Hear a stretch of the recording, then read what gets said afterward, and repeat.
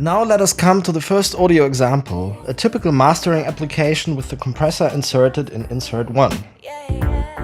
When activated, you can already hear the compression working.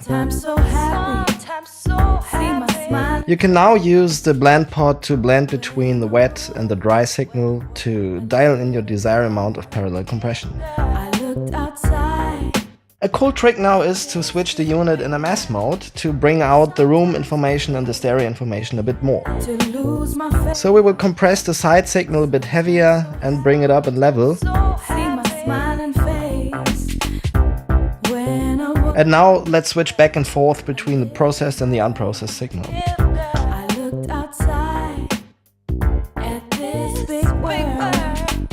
Sometimes afraid to lose my faith. Sometimes so happy, see my smiling face. We are now getting to our second sound example. We want to fatten up a drum loop. The compressor is still inserted in insert 1. Now you can hear it working. And we are blending between wet and dry signal.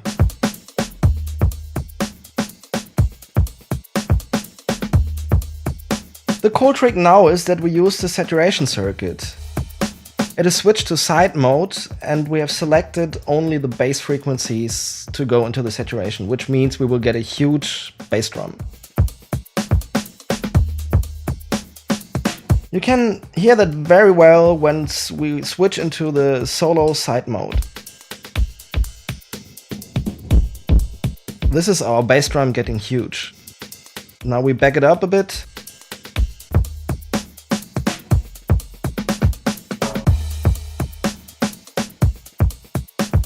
We will also use the third harmonic generator on the high frequencies to add a bit of sizzle to the cymbals.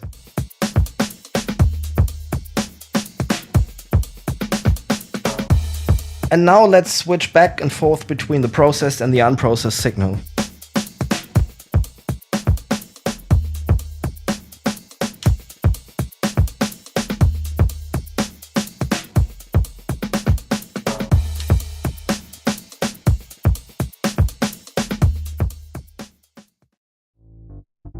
Our third example shows a mini-moog bassline that we want to fatten up using distortion.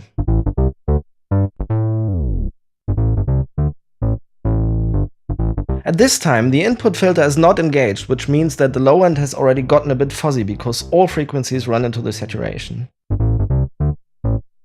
We can solve this by backing up the switch. Now we can take the low end out of the saturation, which means that we can use even more distortion. And our fundamental harmonics still remain intact. Now let us switch back and forth between the processed and the unprocessed signal again.